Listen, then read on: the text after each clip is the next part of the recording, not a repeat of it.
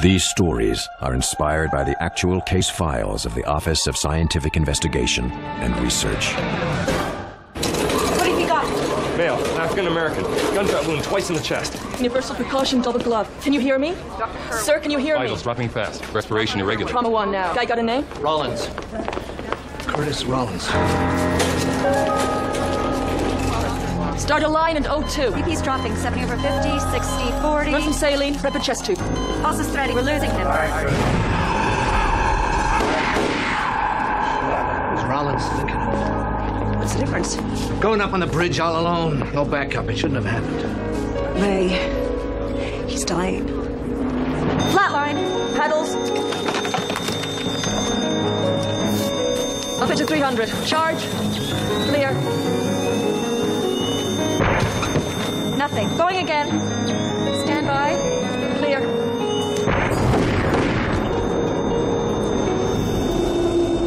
What's going on with the lights? Lock main power. Switch to backup.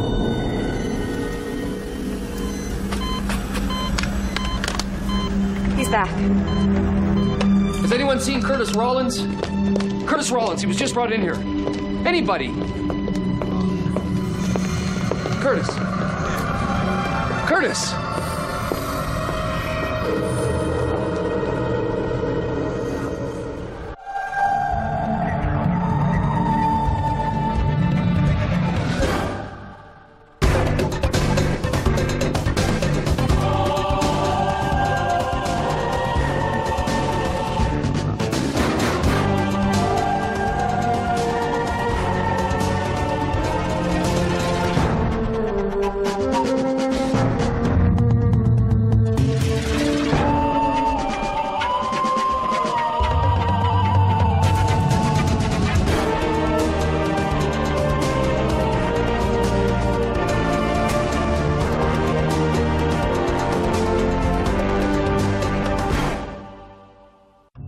Is it possible for a spark of life to endure after death? It's difficult to dispute the multitude of testimonies from people who have been pronounced clinically dead and then are revived and claimed to have undergone some form of out-of-body or afterlife experience. Did they discover the light? In the following case in the Twin Cities of Minneapolis-St. Paul, the OSIR confronted the most radical and dangerous manifestation of a near-death experience it has ever encountered. Maintenance to the psych ward. Maintenance to the psych ward.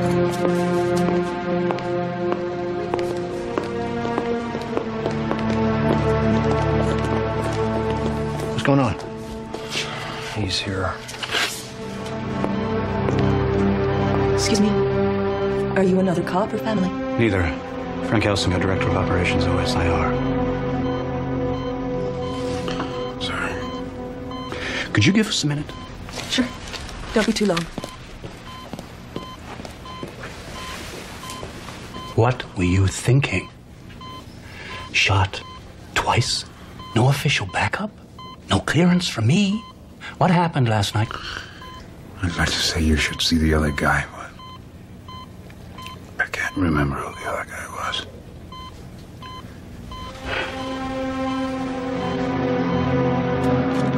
Tell me everything. Omit nothing. We were wrapping up a case in the North End, and Curtis got a call. He started acting strange. He said something important had come up, and he left. Just like that. It's not like him, so Tash and I decided to follow him. We ended up at the bridge. We were a ways off. The guy shot Rollins twice, climbed up on the superstructure of the bridge, and he jumped. Jumped? From how high? 30 meters at least. He couldn't have survived. I see. Anything else? Go on. I could have sworn that I saw Rollins, well, or somebody who looked like him, walking out the door while Curtis was still in Trauma 1.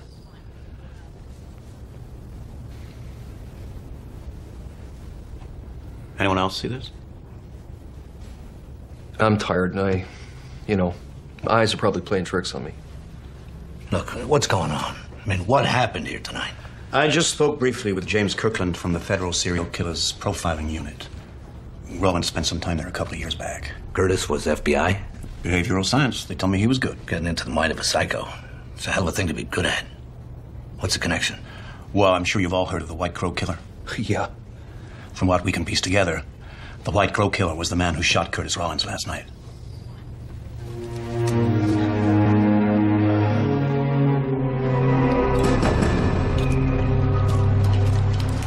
Jim, didn't expect to see you here. I thought you'd be taking the kids to hockey practice. Frank, it's been a while. How's Curtis? Looks like he'll pull through. How's his wife taking it? She's doing as well as can be expected.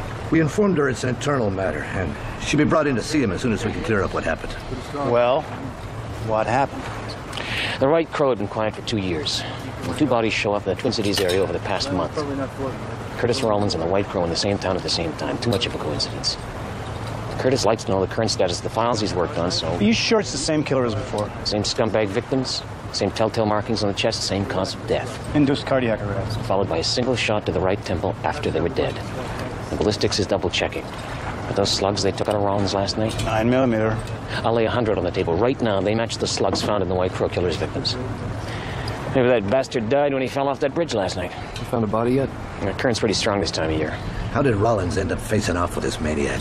I don't know. He didn't tell you? Not yet. He appears to be suffering from an extremely selective form of amnesia. We hope it's temporary. Well, that's inconvenient. I let Curtis down, Pete. Damn, I should have followed my instincts. It's not your fault. Hey, pull over. Stop right here! What is it? I could have sworn. There. Curtis! Curtis!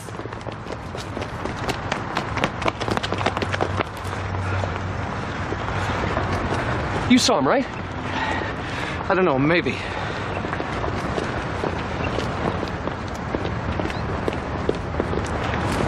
Where'd he go? Couldn't have been Curtis. There's no way. Let's go. There's only one way to prove that I'm not losing my mind.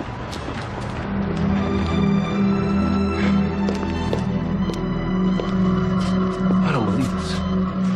I swear to you, we saw him outside on the street not half an hour ago. Then you must be mistaken. He hasn't left this room, Peter. I've been here the whole time.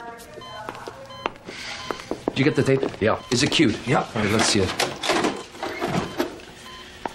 This tape is from hospital security. Where are you going with this, Axon? There, that's when I arrived. Now watch. There, freeze that.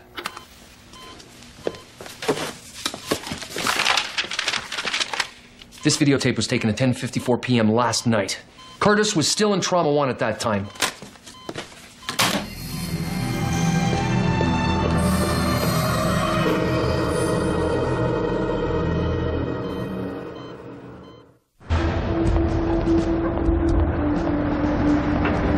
Initial case log entry, file number 206132, case manager Connor Doyle. We've arrived at St. Paul, Minnesota to begin investigation into an unexplained occurrence involving a member of our organization. We'll be meeting with the Director of Operations for debriefing and directives as to how to proceed.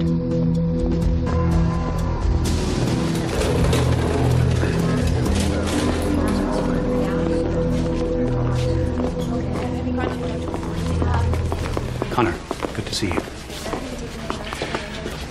Rollins has been shot. He was declared clinically dead, then he was revived, and is now thankfully recovering. He also seems to be in 2 places at one time. Apparently. Now, I've decided to assign Donahue to your team. What with Jim Kirkland and the feds still here, you're going to need a law enforcement specialist. What about us? What can we do to help? You two can go back to wrapping out your original case. Doyle and his team will take it from here. But we were the... You are both witnesses, or potential witnesses. Let's face it, Axon. You're too close to this one. I see. Sir.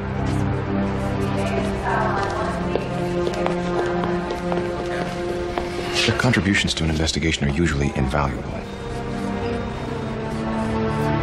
Is Rollins aware of my presence on this case? It's your investigation. He is your primary subject. But he doesn't know. I'll leave that for you to handle.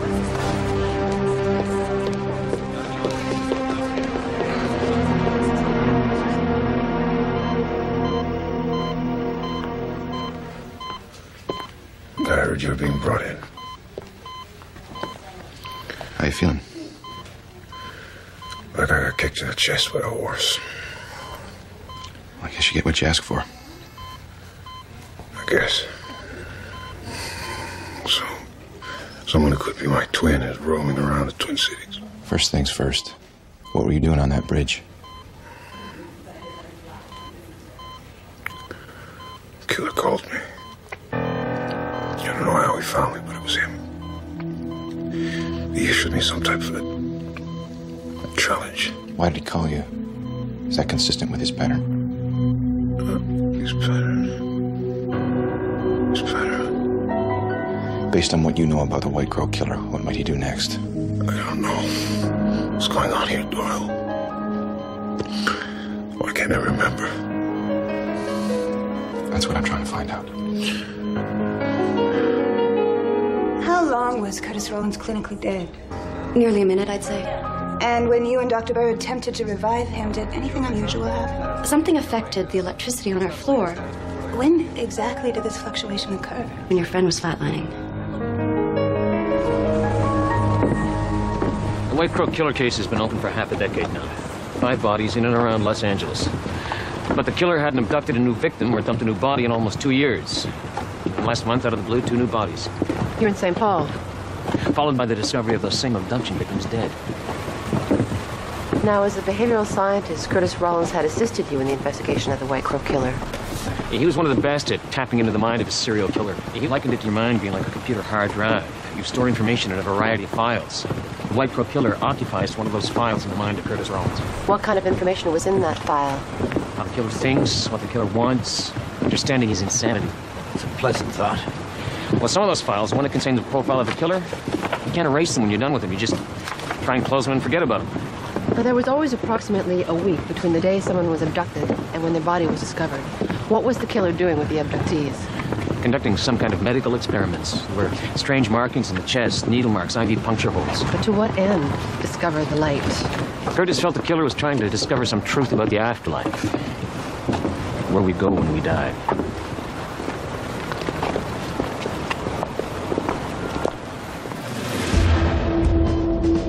Case log update.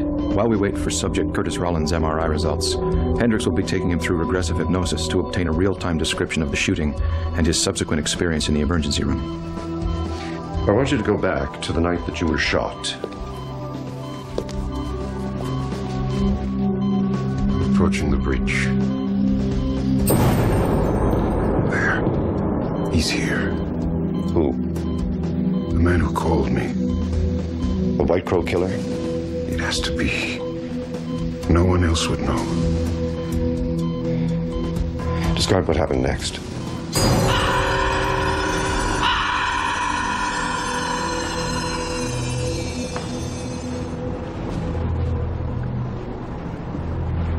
What did you discover?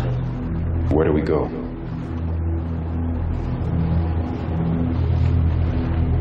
Where indeed? I'm just glad to see we truly understand each other. Understand each other? How can knowledge of life after death be as important as life itself? I know what I need to know. What are you doing? As the crow flies, I must end my journey. You want the answer, don't you? Goodbye, Curtis. I wish you luck. I shot.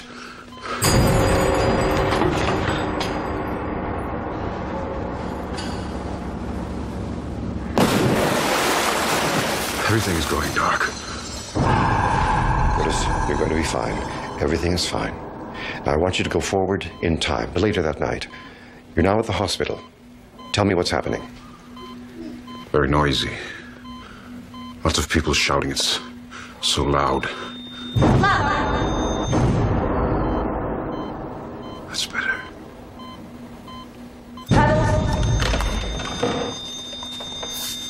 Up it to 300. Charge. Clear.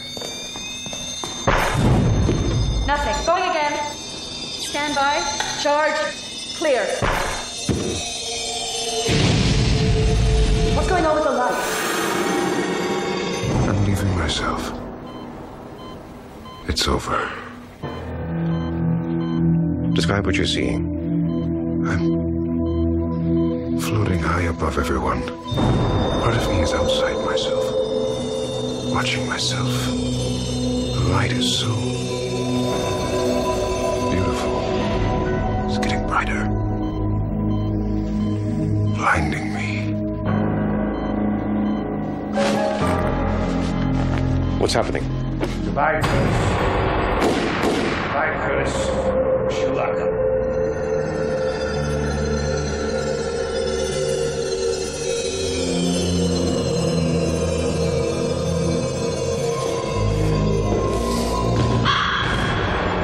He's gone. What do you mean he's gone? The doctor saved me, but I'm still... part of me, not me, but... I'm still out there somewhere. And what? He's taken something from me. From my mind. Something he shouldn't have.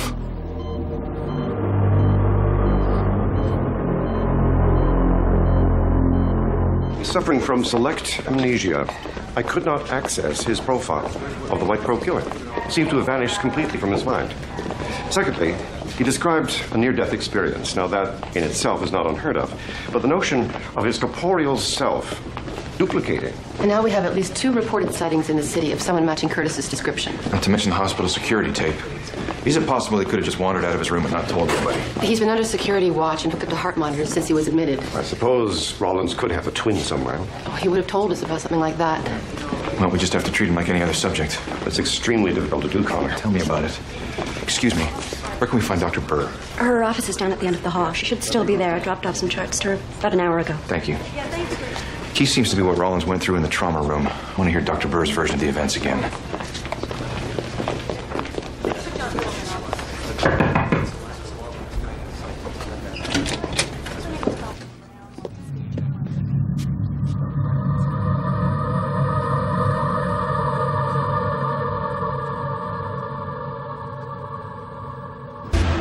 Case file update.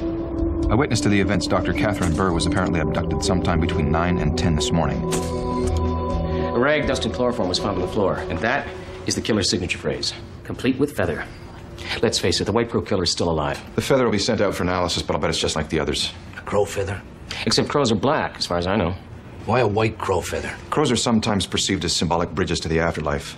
If you wish to upset the law that all crows are black, you must not seek to show that no crows are. It's enough to prove a single crow to be white. William James, very good, Professor. Our killer may have discovered a white crow. A symbolic bridge. Look, what's different about this crime scene?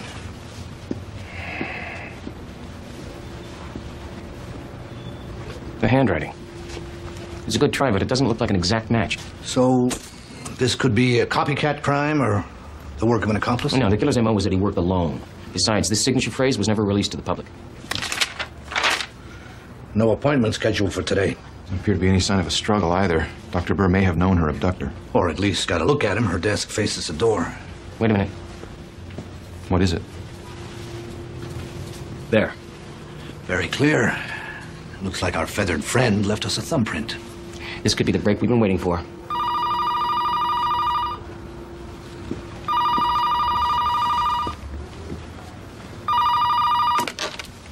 Yeah? Some kids were throwing rocks when they found it.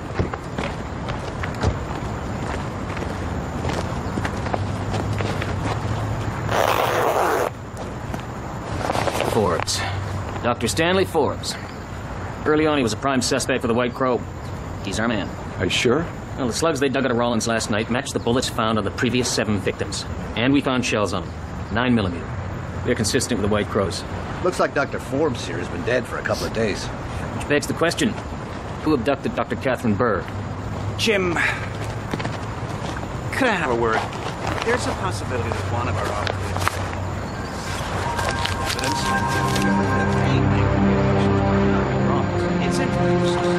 Okay. Those fingerprints we lifted from the doctor's office? Let me guess.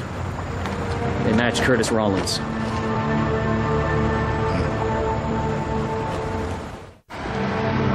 Case log update. We have reason to believe that someone resembling Curtis Rollins is imitating the crime pattern established by the White Crow killer. Environmental monitoring and surveillance phase to be initiated immediately. Special Agent Kirkland is feeling some pressure from above. How so? Well, as far as his superiors are concerned, Rollins is now a suspect in the abduction of Dr. Catherine Burr. Now, he doesn't think it's possible, but professionally it would be his duty to investigate. Now, due to the personal regard he has for Curtis, he bought us a couple of days. Get to the bottom of this. What are you thinking? Well, if we can assume the White Crow killer will act consistently, and the apparent Rollins duplicate is continuing with the killer's agenda. Then we have until Thursday to find Dr. Burr alive.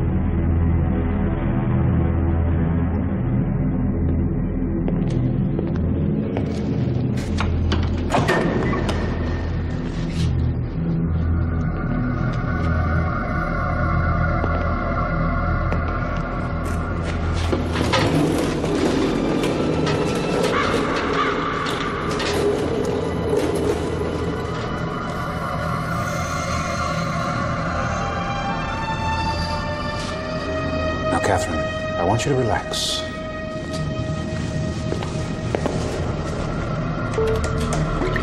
As I'm lowering your body temperature to 33 degrees Celsius, I'm going to induce cardiac arrest via an injection of potassium, in effect, killing you. Because your blood is being cooled, brain damage should be minimal. But I don't have to tell you that.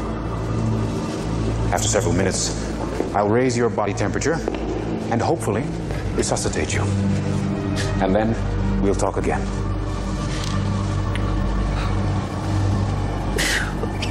Why are you doing this to me? You were dead. I saved your life. Exactly. And that's why you, of all my subjects, should be able to tell me what I want to hear.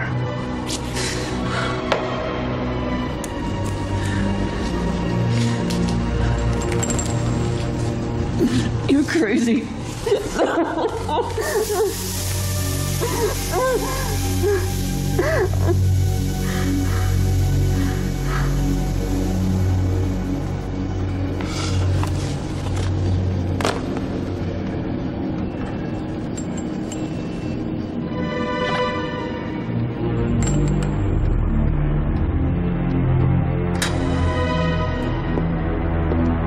And now, we wait.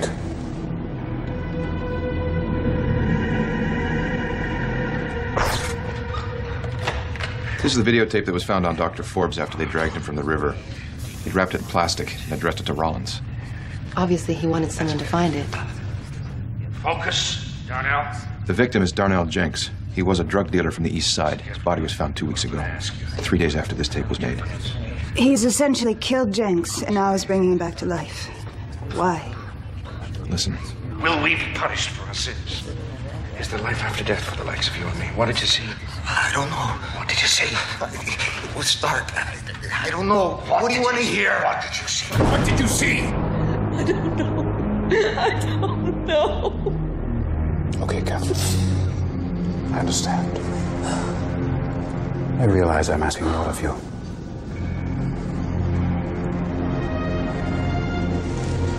I had hoped, as a medical person, a good person, you would provide me with a better class of observation. Maybe you went away from us long enough to truly discover what awaits one after death. You take a little break and then try again. No! No! Nothing! I saw nothing! There isn't anything out there! You disappoint me. What are you doing? You can't stop me, Doyle. Don't even try. Like it or not, Curtis, you're the primary subject. You're under FBI scrutiny as well. Besides, you're no shape. I can do the job. Once you recover. Look, I don't like being left out of what's going on. I don't like being examined. I don't like being probed. And I don't... What? I don't like how things are progressing. We're moving as quickly and as deliberately as we can. There's someone out there who appears to be me in every way, who may be killing people. It's my life that's on the line. That's why I'm on the case.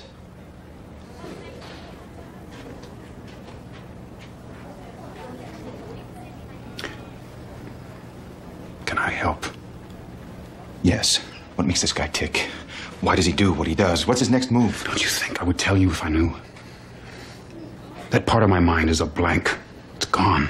Then you'll have to refamiliarize yourself with the case. Here's the file. You're a behavioral scientist. You have that skill. Use it.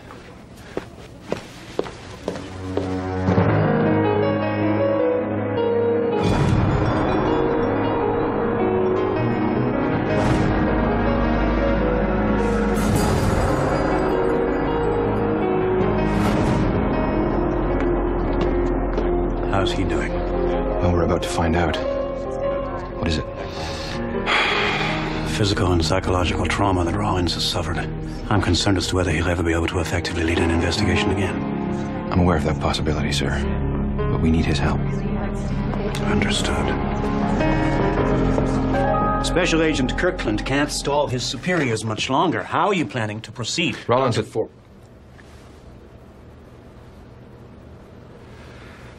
Curtis has reviewed the evidence collected by the feds and watched the videotape. He has some theories. Dr. Forbes was looking for definitive knowledge about the afterlife. To what end? He was obsessed with looking for the answer he wanted. But apparently his experiments failed. He's killed 7 innocent people. Not so innocent. In Forbes' eyes, these were people that were essentially evil. He chose them because they represent part of the answer. However, Dr. Catherine Burr doesn't fit the pattern. But if your duplicate abducted her, and he now has the mind of the White Crow killer, perhaps it's some form of revenge. Revenge? Maybe she wasn't supposed to bring Rollins back from the dead. Look, theories are getting us nowhere. How are we going to locate Curtis's double? Curtis, you okay? Come on, let's get you back to the hospital.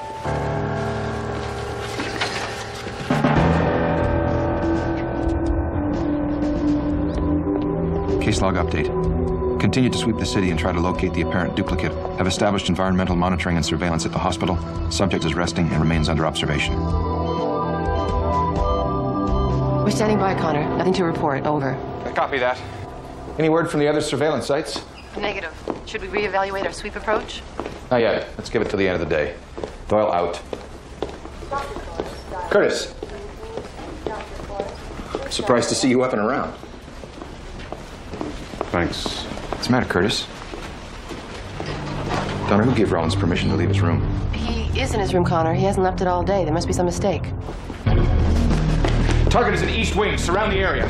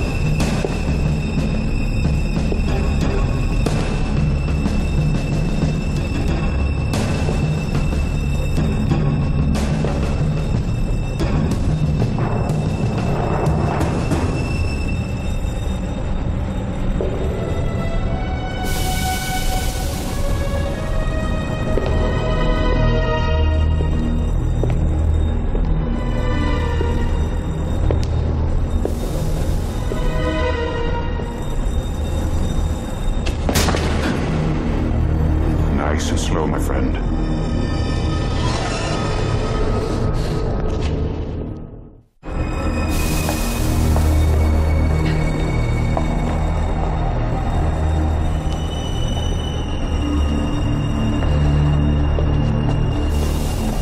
Where are you taking me?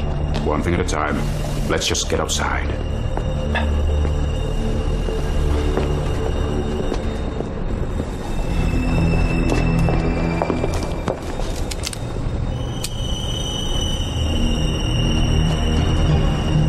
Put the scalpel down.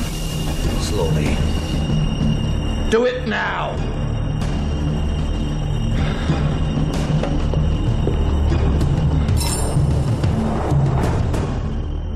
Case log update.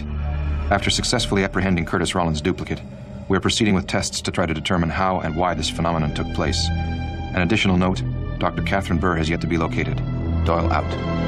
It's remarkable. They're physically identical in every way, other than the wounds Curtis received from being shot on the bridge. And their separate personalities. Rollins had compiled a detailed profile of Dr. Forbes, a.k.a. the White Crow Killer. And somehow the near-death experience transferred that profile to his duplicate self. And the duplicate himself, in effect, has become the White Crow Killer. Forbes' mind in Roland's body. Any theories as to how the duplication occurred, or why the profile went with the duplicate? Perhaps he subconsciously was motivated by a desire to uncover whatever Dr. Forbes had discovered about the afterlife. And the only part of his mind that would be able to achieve that discovery would be the profile of Forbes. Exactly. Somehow he subconsciously manifested a corporeal duplication of himself, imbued with that memory. Well, what do you suppose Dr. Forbes discovered about life after death? That would remain with Dr. Forbes, or Rollins' duplicate. Or with Rollins himself. I was dead and now I'm alive. Sounds bizarre to hear me say those words, doesn't it? That's what happened. I feel I should be different. Am I different? Only you can answer that.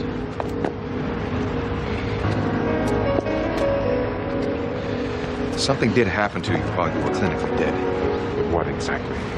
It may have been some timeline convergence which intertwined the distinct physical elements of two parallel dimensions. Your near-death experience may have propelled an alternate life existence into the here and now. However, we have no idea what might happen if those two parallel dimensions converge. We need your help. Talk to him, one-on-one. I don't know. Catherine Burr may still be alive. You're her only hope.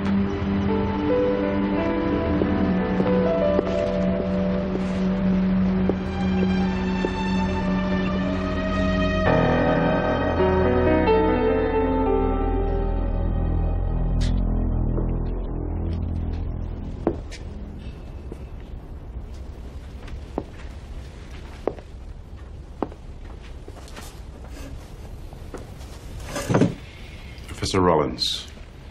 Good to see you again. Where is she? Direct as always. Dr. Burr. I can't tell you that. You should understand that better than anyone. Why would I understand abducting an innocent person, subjecting them to horrible experiments? Your mind understands more of that kind of thing than you'd care to admit. Plus, doesn't it intrigue you? I know it intrigues you. What does life after death hold for us? Why did this happen? Why have I duplicated into you? I'm part of you. We had to complete my work. It's so simple. The part of me and you realized when you were dying that I was going about it all wrong. I was using the wrong subjects. Evil people. Unprincipled, immoral waste. But when that angel of a doctor saved you, we realized she was the key. She would have the answer. You and I did this together. But there is no answer, is there? You found nothing. That's not true. Yes, it is, Dr. Forbes. You've searched and searched. You've killed people. And all for nothing. My work is not for nothing. Then why did you commit suicide throwing yourself off that bridge? Because I can't believe that the answer is you're better off dead than alive. Stop. You are a failure. All your work is for nothing. No. No. No! Okay? Where'd he go? He's gone. Curtis, who am I? Connor Doyle, I hope. He's gone back into you. Go to that part of your mind. Where is Dr. Catherine Burr?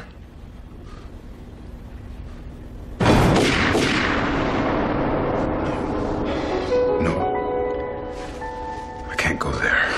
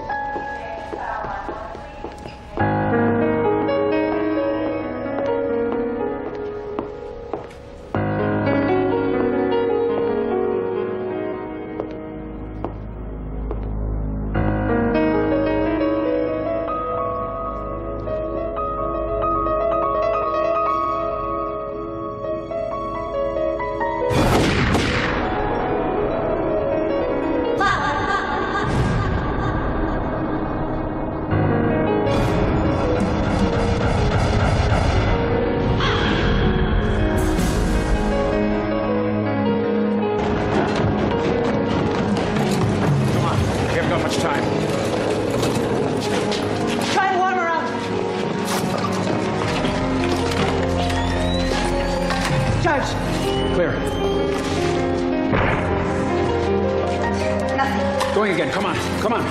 Charge. Clear.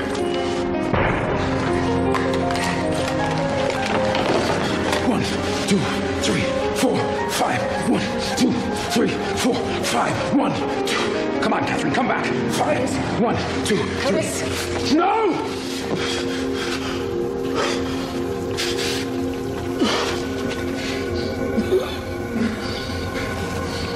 You did it. She's back. Catherine, can you hear me?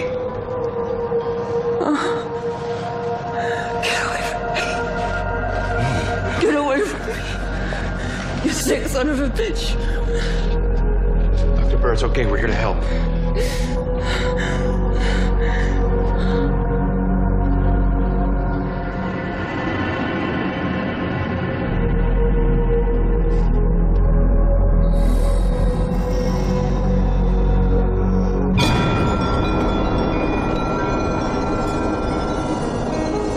File number 206132, final log entry. Dr. Catherine Burr is on her way to a successful physical recovery, although her experience left her emotionally shaken. Curtis Rollins is also showing no apparent ill effects. Doyle out.